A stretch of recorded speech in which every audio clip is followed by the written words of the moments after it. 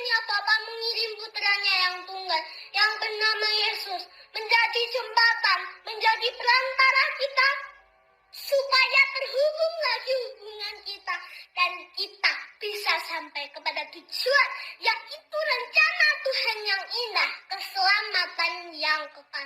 Shalom bagi kita semua dimanapun kita berada saat ini. Kiranya kita semua tetap berada dalam keadaan sehat, dan apapun yang merupakan aktivitas kita sepanjang hari ini, kiranya Tuhan Yesus memberkati. Dan kembali berjumpa lagi di channel kita ini, yaitu Zemayan Yasin. Terima kasih buat teman-teman semua dan juga para sahabat yang sudah mendukung perkembangan channel ini dengan setia. Dan kiranya kita tetap menggunakannya untuk menjadi berkat bagi semua orang. Nah teman-teman, pada video kali ini saya membagikan kepada kita semua di mana ada beberapa anak dari Kristen, mereka itu berani menyampaikan kebenaran firman Tuhan. Dan mereka itu sekitar umur-umur 6-7 tahun lah. Dan mereka sudah bisa membaca Alkitab, bahkan mereka mengerti bahwa Yesus itu adalah Tuhan. Jadi teman-teman, kita akan menyimak videonya yang berikut ini.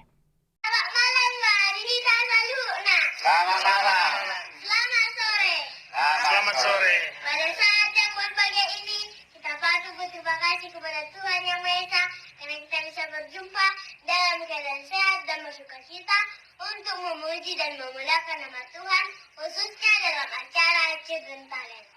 Sebelum saya melanjutkan khotbah saya terlebih dahulu memperkenalkan diri saya. Perkenalkan, nama saya Artulinda Sota, umur 9 tahun, saya mewakili Distrik Dairi Pusat. Shalom. Shalom. Judul khotbah yang saya bawakan, ajakan juru selamat dengan tema menjadi seperti Kristus. Mazmur 119 ayat 105 mengatakan, firman-Mu itu pelita bagi kakiku dan terang bagi jalanku. Ya memang, semakin banyak kita belajar dari firman Tuhan, semakin teranglah perjalanan hidup kita, dan semakin terang pula pelita hati kita. Amin. Amin.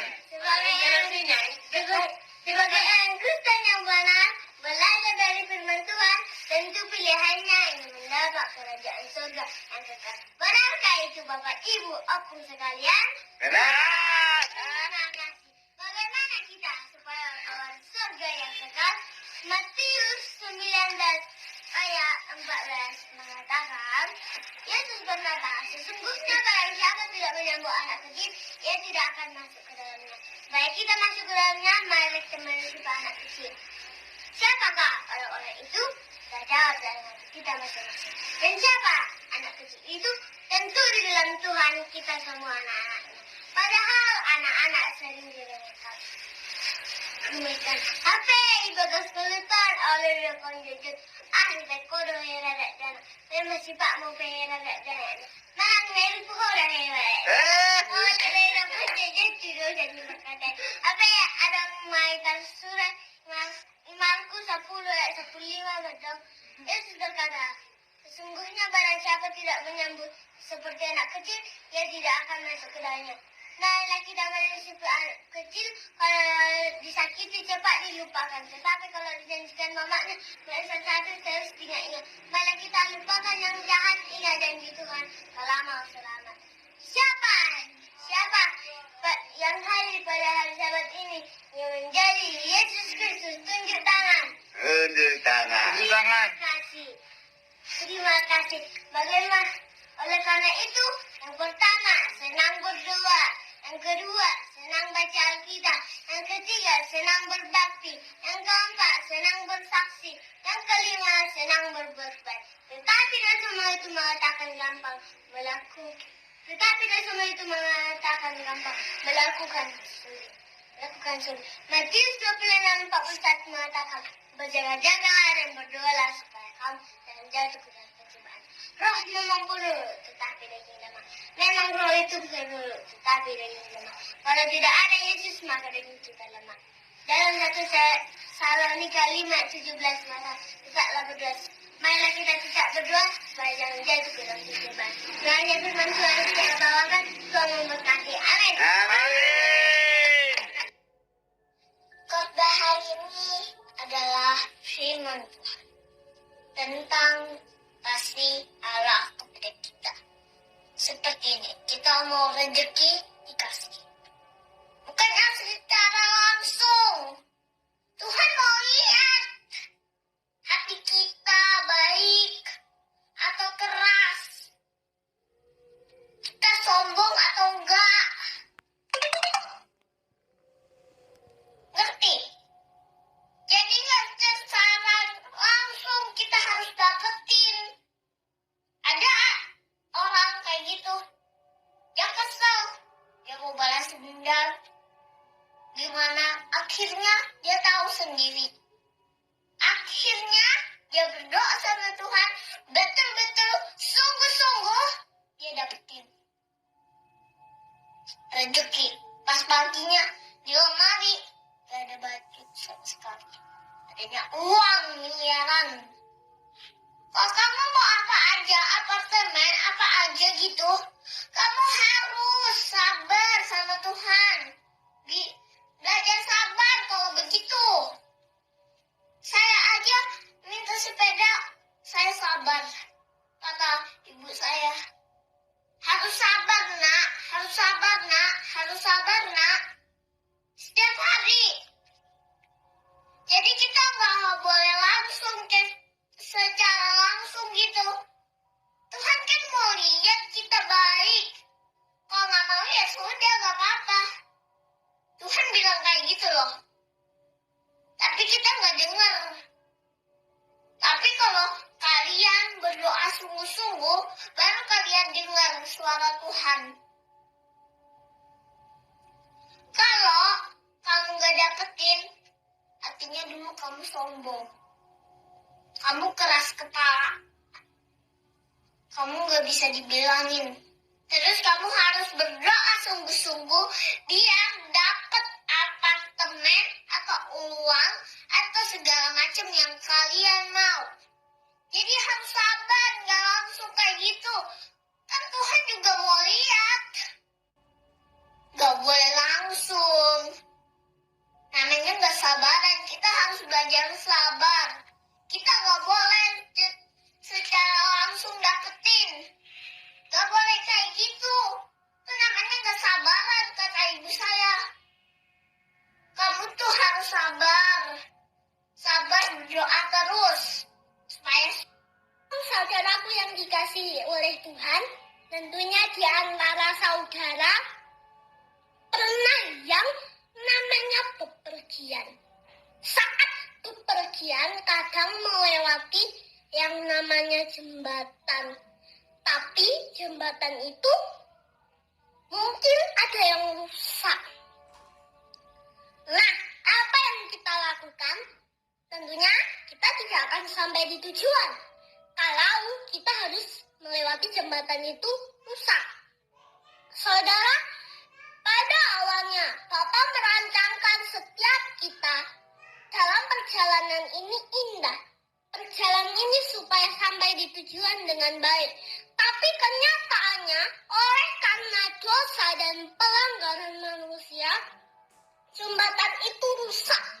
Jembatan itu hancur karena pelanggaran dan dosa manusia. Dan kita tidak bisa terhubung lagi dengan Bapa. Kita pisah dengan Bapa. Harusnya maut atau kebinasaan yang kita terima. Tapi oleh kasih karunia Tuhan, Yohanes 3 ayat ke-16 katakan, karena begitu besar kasih Allah akan dunia ini, sehingga ia telah mengaruniakan anaknya yang tunggal, supaya orang yang percaya kepadanya tidak binasa, melainkan beroleh hidup yang kekal. Sebentar lagi kita memperingati Paskah, mengingatkan kita semua. Bapa tidak ingin hubungan kita rusak. Akhirnya Bapa mengirim putranya yang tunggal, yang bernama Yesus, menjadi jembatan, menjadi perantara kita, supaya terhubung lagi hubungan kita, dan kita bisa sampai kepada tujuan, yaitu rencana Tuhan yang indah, keselamatan yang kekal. Jadi pastikan dalam kehidupan kita menyelesaikan perjalanan ini dengan penuh kehati-hatian, menjaga dengan benar kehidupan ini supaya kita memiliki hubungan yang harmonis lagi dengan Tuhan sampai pada akhirnya. Amin. Dan Yesus memberkati. Nah, jadi itu dia videonya teman-teman ya. Itulah anak-anak dari Kristen yang dimana diajarkan bagaimana bersaksi, bagaimana harus memberitakan firman, bagaimana mereka menyampaikan kebaikan-kebaikan Tuhan, bagaimana mereka memberitakan anugerah kasih Tuhan. Itulah generasi dari Kristen.